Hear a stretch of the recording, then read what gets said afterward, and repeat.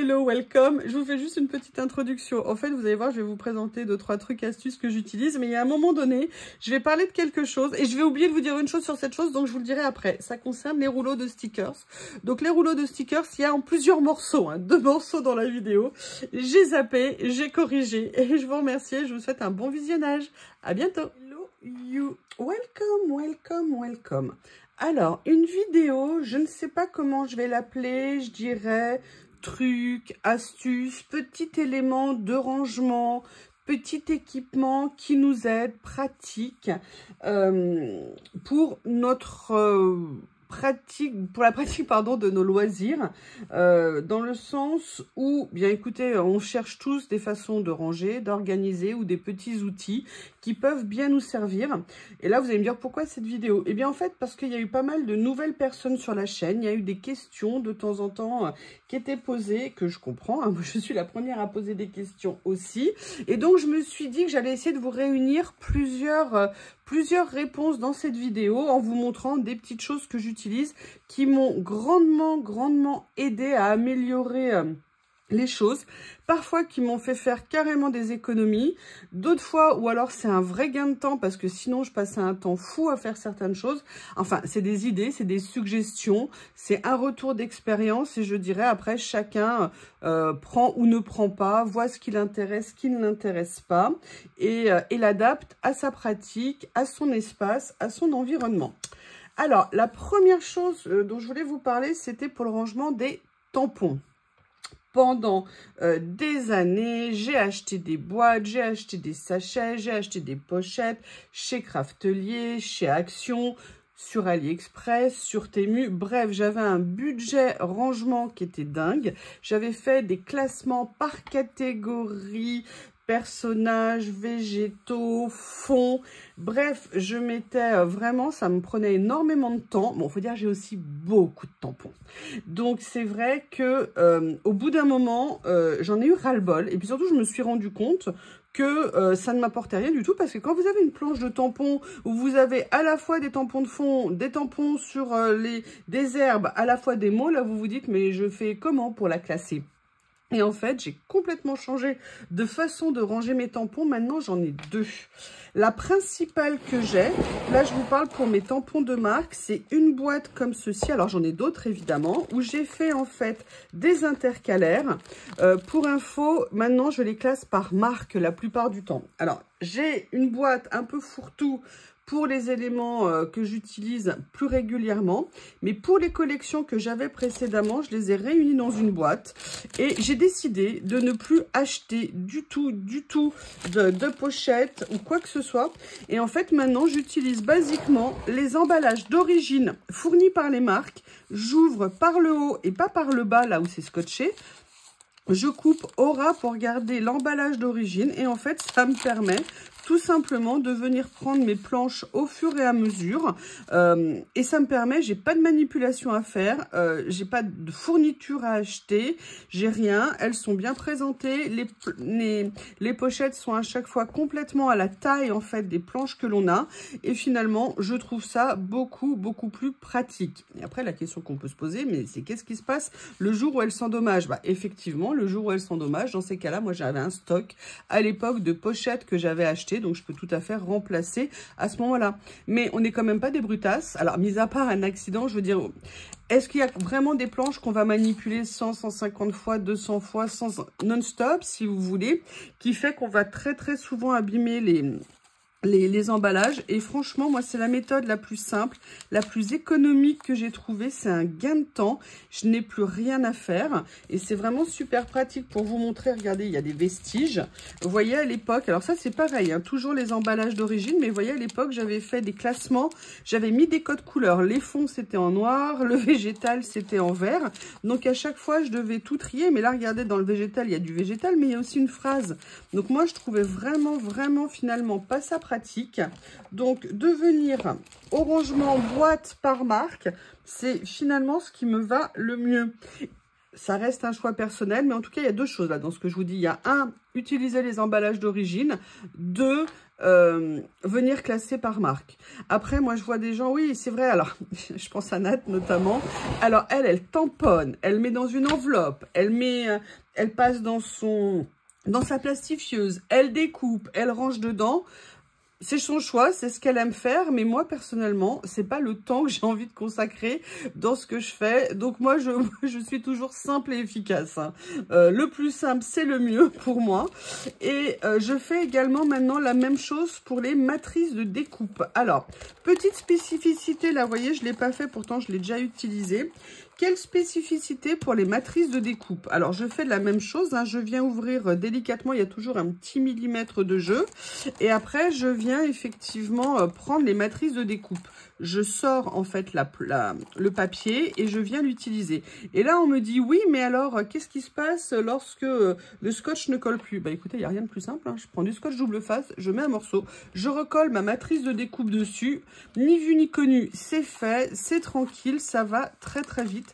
En ce qui me concerne, c'est vraiment super pratique. Ensuite, je vais vous montrer, je vais chercher, je ne l'ai pas préparé. J'ai une autre méthode pour les choses, vous savez, plus les fonds, les numéros, les phrases. Maintenant, j'ai acquis... Oh, qu'est-ce qui s'est passé? C'est tout sale. Oh là là là là là là, tiens, je comprends pas. Je sais même pas d'où ça vient. Bon, bref. J'ai acquis, vous voyez, des classeurs comme ça. Et je suis tout simplement venue poser... Bah, d'ailleurs, celle-ci, je ne l'ai pas encore trouée. Je suis simplement venue poser, en fait, mes tampons sur des plaques d'acétate comme ça que j'ai coupé à la taille des classeurs. Et en fait, je viens du coup chercher, j'ai regroupé plus ou moins par thème mes classeurs. Donc, c'est super pratique. Et ça me permet d'avoir un énorme gain de place parce que je peux en mettre vraiment beaucoup à l'intérieur. D'ailleurs, vous voyez, ce classeur n'est pas encore plein. Je vais pouvoir venir en rajouter plusieurs.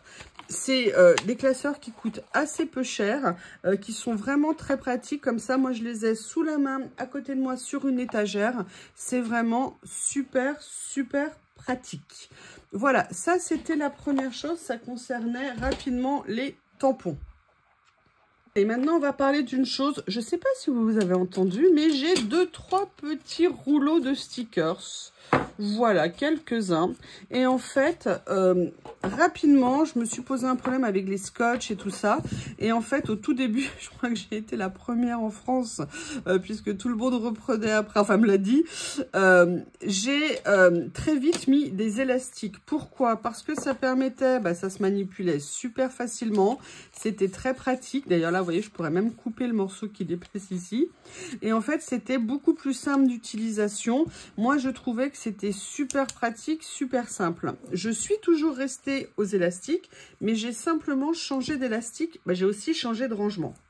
En fait, je suis passée maintenant à des élastiques comme ceux-ci qui sont ultra fins. Ce sont des élastiques en silicone, tout simplement parce que, déjà, c'est très souple d'utilisation, c'est très pratique. Ça coûte vraiment très peu cher. Alors, pour info, ces élastiques-là, je les achète chez Action parce qu'ils étaient parfaitement adaptés à la taille de mes rouleaux.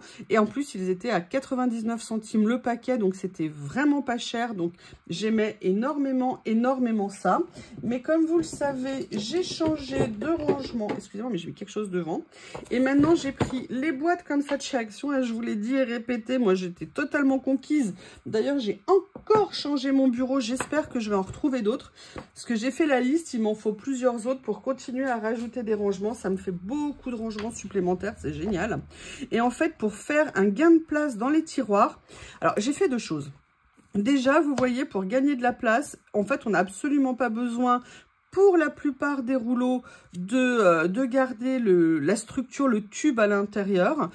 Et en fait, je me suis rendu compte qu'en les rangeant comme ça, eh bien, je faisais énormément de gains de place. Et je dirais même, je suis allée plus loin, en enlevant ces élastiques-là, par exemple, sur une boîte comme ça, j'ai réussi à ajouter, je sais plus, je crois 4-5 rouleaux supplémentaires. Donc c'est vraiment vraiment génial. C'est pour ça que je suis passée sur ces rouleaux. Et vous voyez, on a des rouleaux là quand même qui sont assez grands. Et ben on a quand même une très bonne tenue. Ils ne se distendent pas et les rouleaux sont très très bien tenus. Donc pour info, je vais essayer de vous mettre les liens sous la vidéo des différents produits que je vous présente. Pour info, moi je les ai achetés sur Temu. Je les avais achetés en transparent.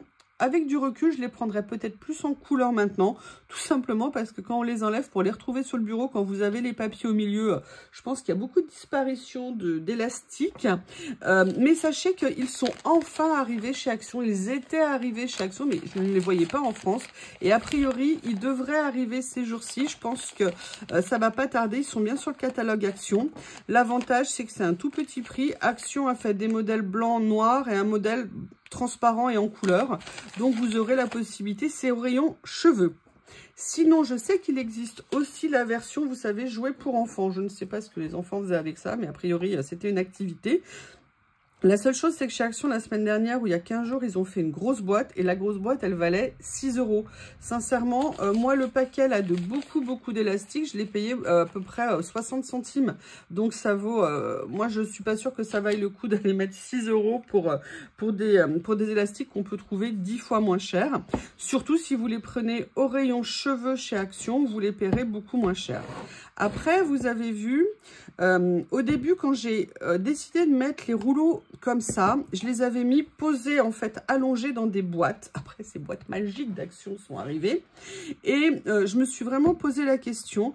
Et j'ai décidé de les mettre debout parce que ça me faisait encore gagner de la place. Et puis, enfin, je trouvais que c'était pratique. Et quel est le recul au bout de plusieurs semaines? Eh bien, écoutez, en fait, j'aime beaucoup. Je n'ai pour l'instant pas envie de changer.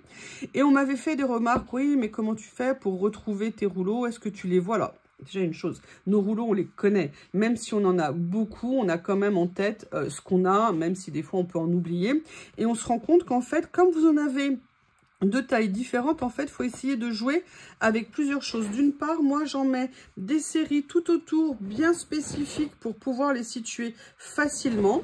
Et après, vous voyez, je joue en essayant de mettre des tailles différentes à côté les uns des autres. Ça permet comme ça de pouvoir repérer un petit peu plus facilement les rouleaux qu'on a à l'intérieur.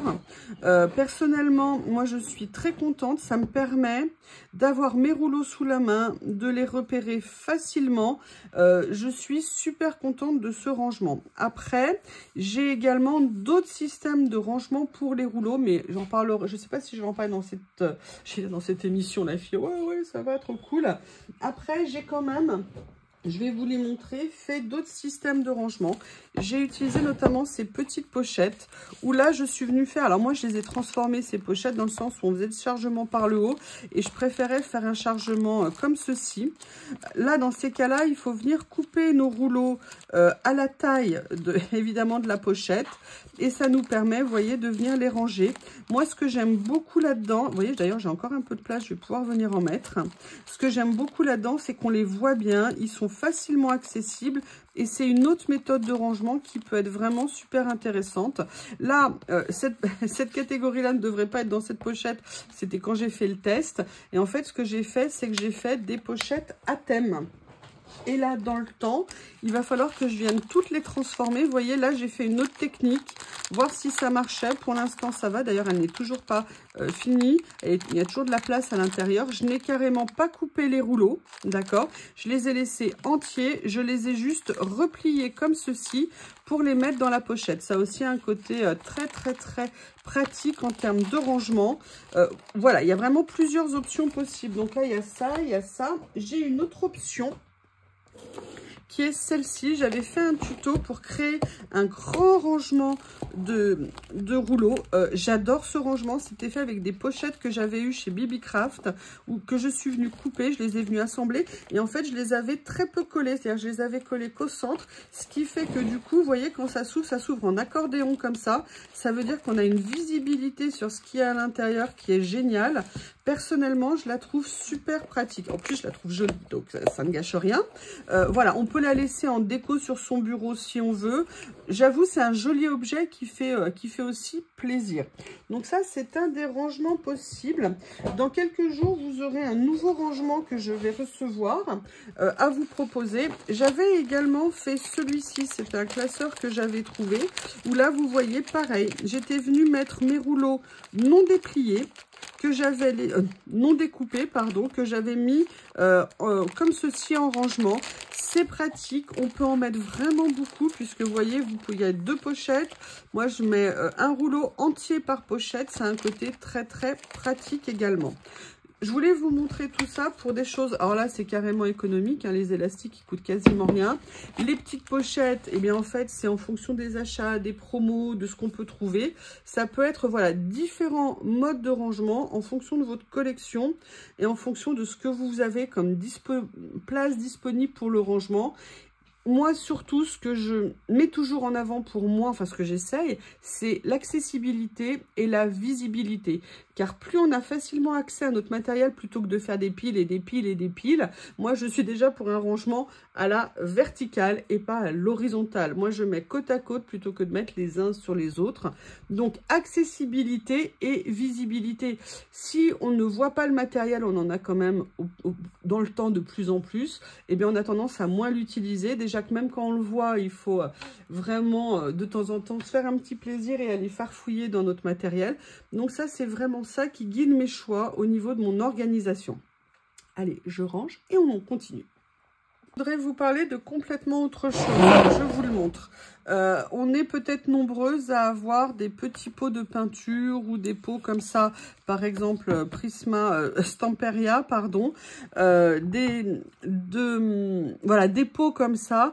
Moi personnellement, je n'ai plus la place dans mon atelier de mettre au mur sur des étagères, ça serait super pratique. Vous savez, les étagères blanches qu'on trouve chez Ikea, qu'on trouve chez Action, on peut mettre beaucoup de choses dessus. Simplement, il faut quand même du linéaire, il faut de la place. Et moi, j'avoue, j'ai plus de place disponible.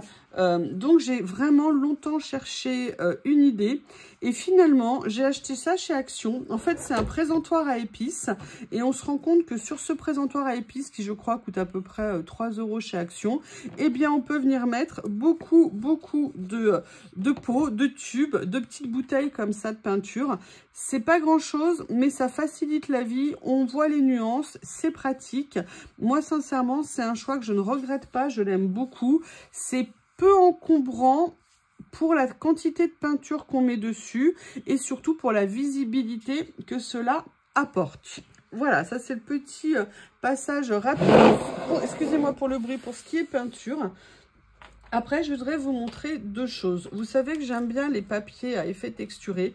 Pendant très longtemps, ils ont été rangés, excusez-moi, dans des pochettes comme ceci, parce que j'adore ces pochettes.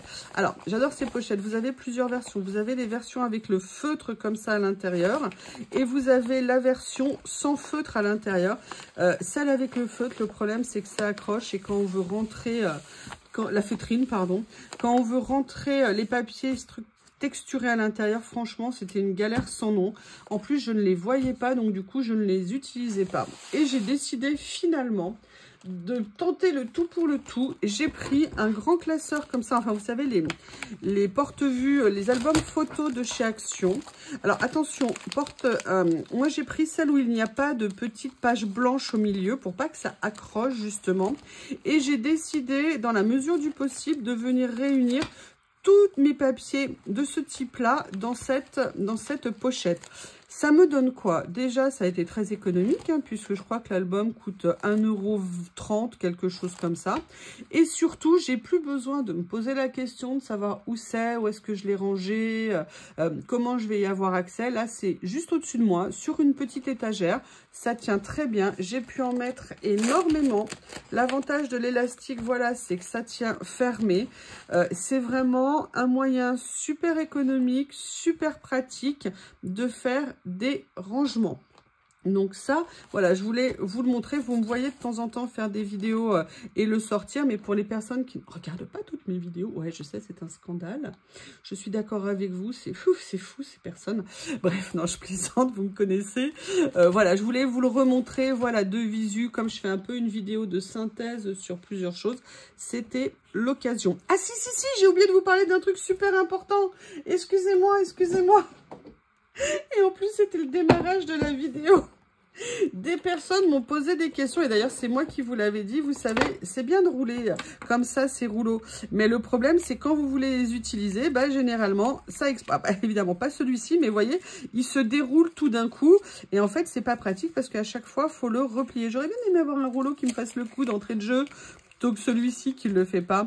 Et en fait, plusieurs fois, vous m'avez vu utiliser des pinces et j'ai eu des questions par rapport à mes pinces. En fait, pourquoi? Une pince, tout simplement, parce que quand je sais que je vais utiliser un rouleau, eh bien, en fait, pendant que je suis en train de le faire, j'ai toujours plusieurs rouleaux sous les yeux quand je ne sais pas ce que je vais utiliser. Je mets tout simplement une pince comme ça évite que le rouleau se déroule et c'est plus pratique et plus rapide à ranger après. Est-ce que par hasard, il y en a un qui va accepter de se dérouler comme je le vis à chaque fois pendant les vidéos? Bah non, là, comme par hasard, mais vous voyez, bon, c'est pas grave. Et donc, on m'a demandé les pinces. Alors, je vais vous en montrer plusieurs. Il y a ces pinces-là. Ces pinces-là, c'était un lot que j'avais acheté chez Nose, qui ne sont pas du tout des pinces, évidemment, pour les loisirs créatifs. Hein. C'est des pinces pour le bricolage. Mais bon, moi, je les ai recyclées. C'était pratique. Elles étaient pas chères. Je les avais utilisées aussi, vous savez, quand vous faites des albums pour mettre des points de pression quand vous collez. Il faut quand même des pinces qui ont une certaine pression. Moi, j'ai des pinces que j'avais achetées aussi chez Action qui sont très bien, où j'ai des pinces également comme ça qui sont des pinces à l'époque d'encadrement, et là c'est des pinces qui ont des grandes pressions. La seule chose c'est que moi je faisais attention qu'il n'y ait pas de traces sur ce que je faisais, donc c'était pas toujours les mieux. Après on crée des protections, donc tout ça pour dire que voilà, moi j'utilisais ces pinces, mais il n'y a pas que ces pinces là parce qu'il faut les trouver, elles coûtent en magasin assez cher. Sinon moi j'utilise ces petites pinces là qui sont des pinces en fait de couturière et que vous pouvez tout à fait venir mettre dans vos rouleaux pour les tenir le temps que vous fassiez vos créations avec les rouleaux. C'est super pratique, c'est vraiment très bien. Moi, j'aime beaucoup les utiliser. Je les ai... là, il y en a que j'ai mis devant moi. Celles-ci autour d'une boîte parce que comme elles sont protégées, elles ne vont pas abîmer la boîte. Celles-ci ont parfois des petites accroches et je voulais pas les mettre sur ma boîte. Et surtout, je voulais qu'elles gardent bien leur tenue. Voilà, excusez-moi, j'avais totalement zappé alors que je voulais absolument vous parler de la question de ces pinces. Donc voilà, maintenant c'est fait. J'espère que vous avez suivi jusqu'au bout. J'espère. Non, je veux dire, voilà, c'est parce que je sais qu'il y a des personnes qui m'ont posé des questions, donc c'était le moyen de répondre. Je mettrai peut-être un petit commentaire. J'essaierai pareil hein, de vous mettre les liens sous la vidéo. Donc là, on en est à tout ce qui est... rouleau. On était au rangement sur les papiers structurés et je voulais vous parler de ces petits rangements aussi. Il y en a un nouveau qui arrive dans les jours prochains, vous verrez, je crois que ça va être un gain de place qui va être super intéressant aussi. J'ai acheté et j'achète régulièrement ces petits livrets de stickers que j'aime beaucoup, mais en fait ces livrets de stickers, au bout de quelques temps, les pages se détachent et on a facilement des pages qui se baladent de tous les côtés. Personnellement, je trouve pas ça toujours pratique. Et en plus, j'aime bien avoir un peu une vision d'ensemble sur ce que j'ai. Donc, j'ai décidé de réunir en fait mes collections et ça rentre parfaitement dedans. Dans ces petites pochettes, petits porte-vue que l'on trouve sur Temu entre autres et qui coûtent très peu cher. Hein. Généralement, on les paye entre 2 € et 2,50 €. Si je peux, je vous mettrai les liens sous la vidéo. Et franchement, c'est super pratique. Comme ça, je me pose pas la question. J'en ai plusieurs au-dessus de moi. Et mes livrets, quand au bout d'un moment les pages commencent à se détacher, et ben je vais venir les mettre dedans. Mais vous allez voir, le nouveau rangement que je vous présente dans quelques jours pourrait être aussi très intéressant parce qu'à mon avis on pourra en mettre beaucoup dedans. Alors voilà, ça c'était le rangement pour les petits livrets de stickers. Maintenant, ce que je voulais vous montrer, c'est 2-3 petits outils dont on me parle régulièrement et on me demande, vous me voyez les utiliser, c'est ça et ça. Et mon bébé d'amour que je viens d'avoir, celui-ci. Ah, et puis je vais aussi vous montrer ça parce que c'est quand même assez pratique aussi. Donc, quand je fais des trucs, des créations où je vais mettre du washi, souvent j'utilise ça. Pourquoi? C'est ce qu'on appelle un mini grattoir. Vous trouverez ça sur Temu, vous trouverez ça, même l'autre jour j'en ai vu, comme je vous l'ai dit, chez Nose. Ça ne coûte quasiment rien, ça coûte 70 centimes plus des recharges. La lame est quasiment inusable pour l'utilisation qu'on en fait. Et en fait, ça permet, vous mettez votre washi, vous tirez et ça vous permet d'avoir une coupe droite, une coupe nette. sur certaines créations, ça peut être super pratique. Moi, c'est un petit outil que j'aime énormément. Là, ici, vous avez ce qu'on appelle un distresseur. Vous voyez que le mien, je l'ai acheté chez Craftelier. Je vais essayer de vous le retrouver parce qu'il faut y accéder. C'est pas toujours évident. C'est super pratique. Un distresseur, à quoi ça sert? Un distresseur, ça sert basiquement à venir vieillir, abîmer, déchirer le papier. Donc, vous voyez, vous avez différentes ouvertures, tout simplement parce que vous en avez qui sont plus ou moins fortes. Donc, après, vous tenez votre papier.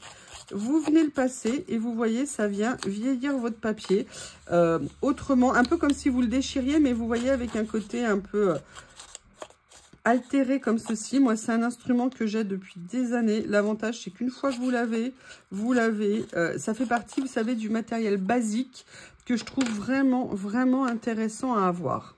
Ça, qu'est-ce que c'est? Bah, vous l'avez deviné, hein, c'est une toute petite spatule. Et là, vous dites, oui, pourquoi une spatule? Il y a tout simplement, quand on veut mettre parfois certains stickers, quand on veut mettre du washi sur des surfaces plus ou moins grandes et qu'on a envie que le papier soit bien plaqué, bien mis. Et franchement, il y a une vraie différence quand on le fait avec ça et qu'on appuie bien. Ça permet d'avoir une bonne répartition à plat de la colle, du stickers. Et je trouve que sur certains grands stickers, ça donne une bien plus jolie visibilité, notamment pour tout ce qui est le washi. Quand vous avez des stickers qui sont grands en washi, passez par là, ça vous évite vraiment tout le problème des petits plis. Moi, je trouve ça très pratique. Je vous l'ai présenté, j'arrête pas de vous en parler parce que je suis tombée totalement amoureuse de ce cutter. C'est un petit cutter que j'ai acheté chez Journal C. Il ne coûte quasiment rien puisqu'il est à 2,50 € ou quelque chose comme ça. C'est un petit cutter qui est avec une lame céramique. Donc, elle est toute petite. Donc, au début, je me disais, mais j'y arriverai jamais. Comment je vais faire pour la situer? En fait, je me posais, comme je vous l'ai dit, un faux problème. Tout simplement parce que elle est comme un stylo. Quand on écrit au stylo, on ne se pose pas la question de là où on a mis la mine. Automatiquement, on sait. Et bien là, c'est exactement la même chose. Mais c'est surtout qu'il coupe super bien. Il se tient, en tout cas pour moi qui suis gauchère, donc c'est aussi bien gaucher que droitier. Il se tient très bien en main. Il est léger. Il coupe divinement bien. Pas besoin de mettre des grosses pressions.